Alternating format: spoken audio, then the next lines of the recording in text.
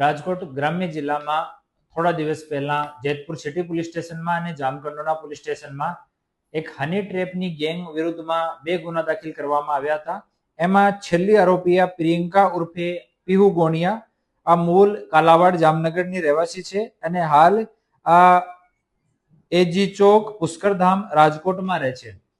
આ લેડી આ પૂરા કાવતરામાં સામેલ હતી. આ બંને કેસીસમાં 11 જેટલા આરોપી હાલ સુધી અટક કરવામાં આવ્યા છે અને આ લોકોનો એમઓ એવો હતો કે કોઈ પણ અધેડ માણસ કોઈ દુકાન ઉપર, પોતાના એન્ટરપ્રાઇઝ ઉપર, પોતાની શોરૂમ ઉપર બેસ્યો હોય તો ત્યાં જઈને એના જો નંબર ગૂગલ પર કે દુકાન ઉપર અવેલેબલ હોય આ નંબર લઈને આ પ્રિયંકાના એ લોકો પીયુને આપતા હતા અને આ પીયુ ફોન ઉપર વાતો કરતી હતી.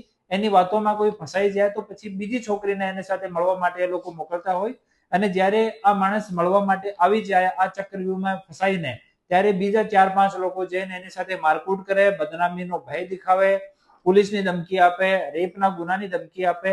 એવો કરીને એ લોકો અમુક લોકો સાથે એવો એક્સટોર્શન આનો ભૂતકાળમાં કરેલો છે.